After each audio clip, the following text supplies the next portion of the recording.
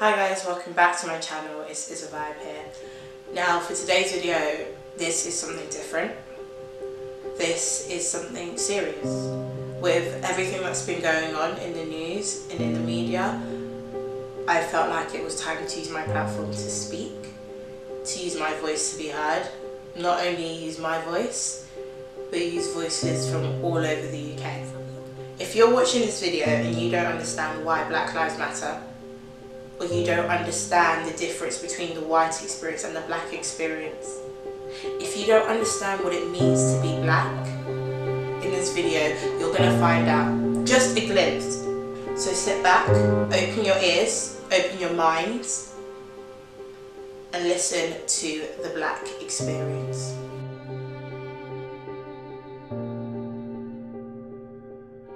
What does being black mean to me? Being black means being strong. Being black to me means power, means strength. A strength greater than any other strength in the world. Everyone does want to be black until it's genuinely time to be black. My history is just so rich. My culture is amazing. Being black means to me is having pride in myself. It means everything from the minute you look at me. It's everywhere because as a race we already go through a lot, and to deal with it, that takes a lot. Elegant, graceful, beautiful. It means representing where I'm from. As a young black man, it's hard for us to stand out because we always have to work 10 times harder than others. Much culture and tradition that comes with that I'm able to hold close to my heart, and I can proudly wear my skin colour. Being a part of a furrow community, it's actually empowering. We are power as black people. As a young black woman, I have to be in some shape or form a role model, you know, stand to be something that I didn't see when I was growing up. But it also means standing out. But I see it as a powerful thing. It means when we speak, we are heard. It means when you walk in the street, heads turn. It means when we enter a room, it goes silent. Growing up, I was never the kind of girl who loved my skin that I grew up in. I'm an example to all the young black children. You know, it's nice to see someone who looks like you, someone you feel more comfortable around because they look like what you're used to at home. And it wasn't until I got to about year 12, which is quite recent, that I really started to love and accept and see the beauty within my skin. Every single thing that my ancestors and those who came before me have created, they have created an opportunity for me to reach my dreams, to reach my goals. We are so amazing naturally. Yeah, everyone dislikes us, or people try to put us down or whatever, but then at the end of the day, everyone wants to be like us. Like, we are trendsetters. We have influenced the world in so many ways, in terms of fashion, the way we look, in terms of hair. We are reflects from the unite. Being black means we have a story and a history, which for some reason we have to keep on reminding the world what that is. Being black makes me happy. To me, the Black Lives Matter movement means a lot because we're able to educate society and the world and let people know of instances that they wouldn't think about, and educate people on what we go through on a daily basis and really show the world what is going on and what has been going on for a lot longer than a lot of people think. Black lives just don't matter. Black lives in today's society simply do not matter. It's 2020, like my great granddad and grandma and all them have been doing this for years. Like, we've been going through it, Black Lives Matter is not just a hashtag. A reminder to the world that we are here and we matter. Serious topic. I couldn't even imagine what my family would feel like if it was me that was being put in the hands of the police, being dealt with like the way that George Floyd got dealt with.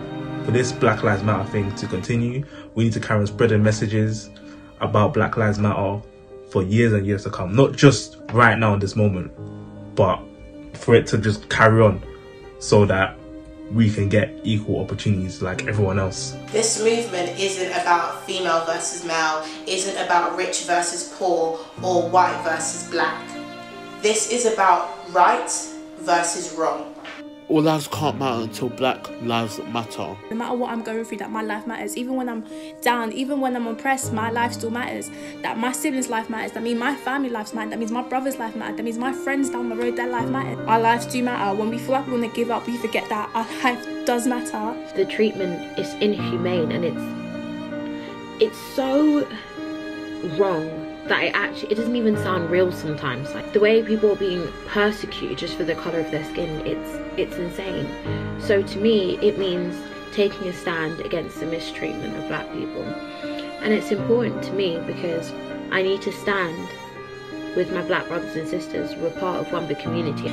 Everyone versus racist. Do you get it? So no, it's not like black versus white, it's everyone versus racist. This is the first time that I've ever seen, in my opinion, I've ever seen white people protesting, screaming Black Lives Matter. So now we use every single inch and bit of our being to fight, to make a change, to demand a change. It's a reality and it's a truth. It's the world's truth. Because how can all lives matter if black lives don't? Because even all the sacrifices my ancestors, my brothers and sisters have made are still so far away from becoming equal. As you can see from systematic racism in this country alone, that it is bewildering how far we still are. It's not really being shown on the news. It's not being shown anywhere. It's like you have to search for this stuff and find it. It's important that this time our cry sticks and that actual changes are made. And we can't let it fade away, let it be a phase, pretend like it never existed, pretend like racism is this new thing. It's not. You don't need to be that educated to know right from wrong. You don't really need to be educated to see when a man is being murdered, his life is being taken away from you to realise that this is wrong. You don't need to be educated to know that racism is wrong. A time where I was racially profiled was when I walked into my local shop and the security guard immediately took note that I was there, and he followed me around the entire shop until he heard the beep of the transaction go through on the card machine. I was riding my bike just literally around the block. I could just hear them having a big barbecue around the summer, and then one of them just stood up on probably like a pedestal. I couldn't really see them. I just saw the woman. And this was obviously a white family, literally just locked eyes with me and then just shouted, look at that brownie boy over there. And the whole family just started laughing. Microaggressive comments, you know, like if I wear my natural hair, I'll be like, so when are you getting your hair done? I live in a predominantly white area, and well, speaks volumes for itself. A white guy turned around and said to me, oh, don't have Rhoda speaking. I said to him, why not? You know what he said? He said, because of the size of her lips, when she speaks, it's just gonna be clapping together and you won't hear what she's saying. Me and my friend decided to go to the corner shop, and I'm outside waiting. This girl goes into the shop and steals a packet of Space Raiders, 20p. I'm outside, I'm not even in the shop, okay? She comes out now, there we are on our bikes, we're playing out, we're going whatever, going back home or something. The owner of the shop grabs me saying, oh, you're a thief. I wasn't even in the shop. It wasn't even a thing of he saw me. It wasn't a thing of he even had evidence, nothing like that. It was just because he knew that something had been stolen, and there was two of us, a black girl and a white girl. So of course it had to be the black girl. I've always kind of been seen as the token black girl, the one that's acceptable because I'm well spoken. At a very, very young age, I would say when I was in year 3, I had a best friend who was Caucasian, and I remember her telling me that, oh, look at our skin colours, so we compared each other's hands, and she said, oh, my mommy told me that people that don't have the same colour as me are poor and they're dirty. And as a kid, you're thinking, why would your mum say that? My skin automatically speaks for itself. You're pretty for a black girl. No, I'm pretty, full stop. I'm pink, full stop. I'm beautiful, full stop. So just having at school, a lot of the time, the students there, they would say the N-word to me and a couple of my other black friends. We'll even go to the teachers and tell them about it, and they'll just give them a minor punishment. It wouldn't be something that great, and they'll kind of, I guess students will kind of cover up for it and make excuses about it.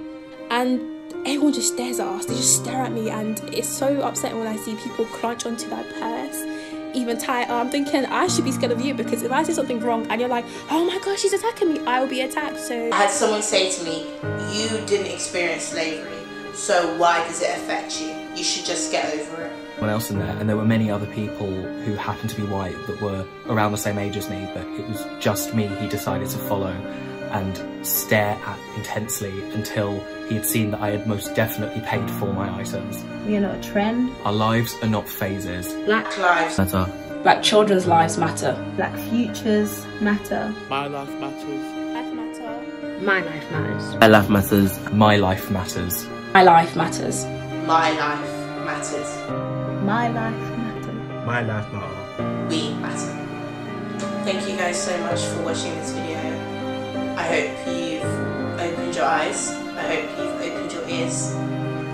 I hope you've understood and looked into a glimpse of some of the things that as black people we have to deal with and things we've had to experience, but also that you realise how proud we are to be black. That this isn't a burden, this isn't a curse, this is a blessing, and that together we can make a change. Thank you to every single person who got involved in this project. Thank you for letting us have a glimpse into your lives. Thank you for opening up. Just before I end off this video, I'm going to leave you guys with this. It is a privilege to learn about racism rather than experiencing it. Thank you guys for watching, and I'll see you guys real soon.